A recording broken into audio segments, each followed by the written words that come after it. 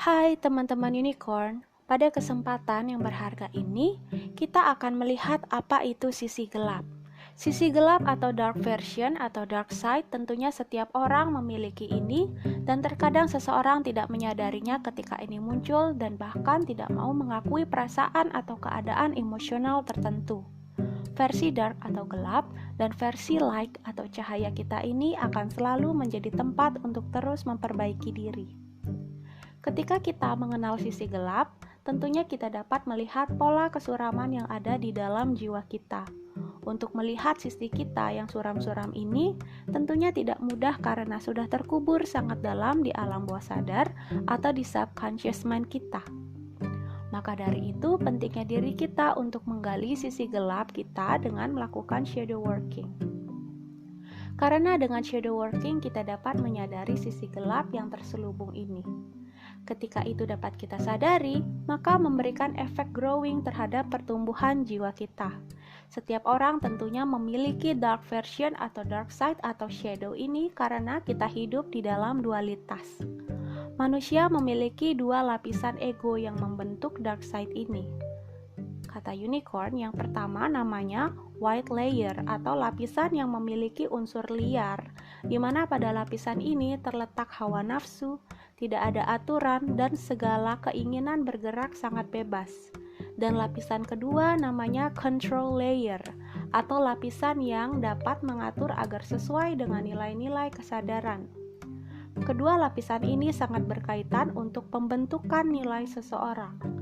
Ketika kita berkultivasi di spiritual holy pot kita, tentunya dua lapisan ego ini juga akan ikut serta saat menerima informasi racun dan informasi murni untuk mendapatkan kesadaran baru yang membuat seseorang berubah menjadi pribadi yang lebih baik lagi. Jika ini tidak dievaluasi, maka menimbulkan ketidakseimbangan emosional saat berhadapan dengan suatu konflik batin. Hal ini dapat membuat seseorang begitu depresi atau stres di kemudian hari jika tidak menyadari adanya sisi gelap atau dark side. Dan seseorang yang sadar akan adanya sisi gelap tentunya akan membawa kita menuju ke kebahagiaan yang positif karena lebih aware atau sadar dengan tindakan atau pikiran sendiri. Biasanya kalau tidak dievaluasi, maka seseorang akan melakukan tanpa sengaja mencoba pola berulang yang menyakitkan kepada orang lain maupun diri sendiri. Orang lain mendapatkan tekanan mental yang sama dan diri sendiri merasa sangat kelelahan yang tak berujung. Maka dari itu, ketika kita merasa sudah awaken secara spiritual, perlu mengadakan shadow working untuk bertransformasi spiritual menuju ke kesadaran yang lebih tinggi lagi.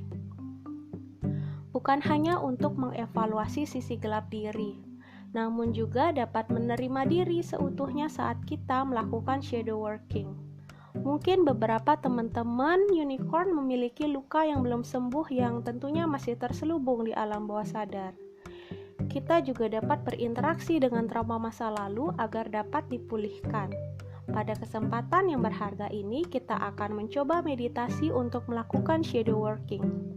Perlu diketahui bahwa teknik meditasi ini mungkin akan membuat teman-teman akan merasa kurang nyaman karena kita akan mengunjungi level kesadaran rendah kita atau level 4 skala Hawkins yang meliputi rasa malu, takut, tidak berdaya, penyesalan, trauma, dan lain-lain yang levelnya rendah. Mari kita mulai. Pertama-tama, carilah tempat yang terhindar dari kebisingan.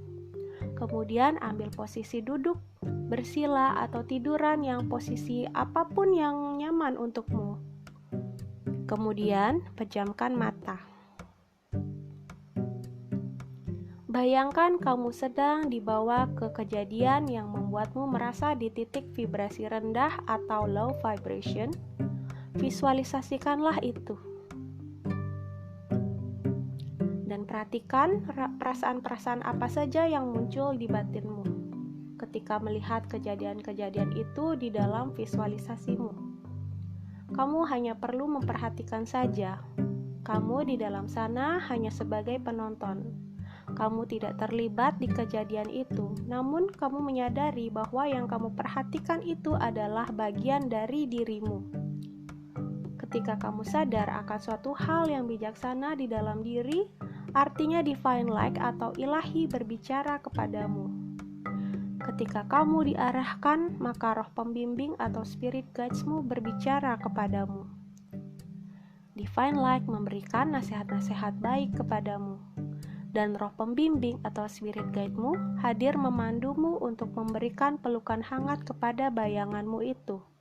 Sampai bayangan diri titik rendahmu berubah menjadi kupu-kupu yang sangat banyak jumlahnya, terbang ke langit biru. Dan kamu percaya rombongan kupu-kupu yang berasal dari shadowmu itu bekerja untukmu agar dapat menjadi pribadi yang lebih baik lagi. Perlu diketahui di dalam benak bahwa kupu-kupu ialah simbol kebebasan dan transformasi spiritual. Kemudian, lakukanlah teknik pernafasan ini. Tarik nafas dalam, tahan sebentar, kemudian hembuskan perlahan. Lakukan pernafasan ini berulang sampai kamu merasa lebih tenang. Kemudian bukalah matamu dan ucapkan rasa syukur. Setelah itu ambillah segelas air minum putih, bersih. Doakan air yang ada di gelas yang kamu pegang. Afirmasikan energi positif ke dalamnya. Lalu minumlah air yang sudah didoakan tersebut. Bayangkan bahwa air tersebut membersihkan segala kotoran energi negatif yang ada di tubuh, pikiran, dan jiwa. Atau dapat meminum water blessing. Water blessing ini bisa kamu buat sendiri di malam hari saat bulan purnama muncul.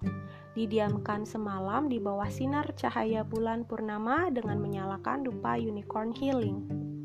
Dupa ini sudah di blessing sesuai dengan pakem unicorn healing. Dapat dicek cara bikin water blessing di website. Kalau dilihat melalui penglihatan batin, bulan purnama memiliki energi yang besar untuk penyembuhan. Lakukanlah shadow working dengan rutin agar kamu dapat memulihkan berbagai luka batin dan menerima segalanya dari dirimu yang seutuhnya. Karena ketika kita menerima diri kita seutuhnya, maka akan menimbulkan kesuksesan di setiap aspek kehidupan kita. Ketika kita memahami diri sendiri terlebih dahulu, maka kita juga pasti memahami orang lain. Hal ini akan memperkuat hubungan yang positif dengan orang lain dan juga dapat melihat niatan orang lain terhadap diri kita, apakah tulus atau manipulasi. Secara tidak sadar juga, kita justru telah melakukan kontemplasi saat melakukan shadow working. Dari sana kita melihat kelebihan dan kekurangan kita sendiri untuk bisa mengupgrade diri. Ketika terupgrade, kita akan dibawa menuju kesuksesan di aspek apapun itu. BTW, materi shadow working ini tidak ada kaitannya dengan agama apapun ya. Ini adalah pendekatan spiritualitas. Sekian dulu dari materi ini. Semoga bermanfaat dan sampai jumpa di episode berikutnya.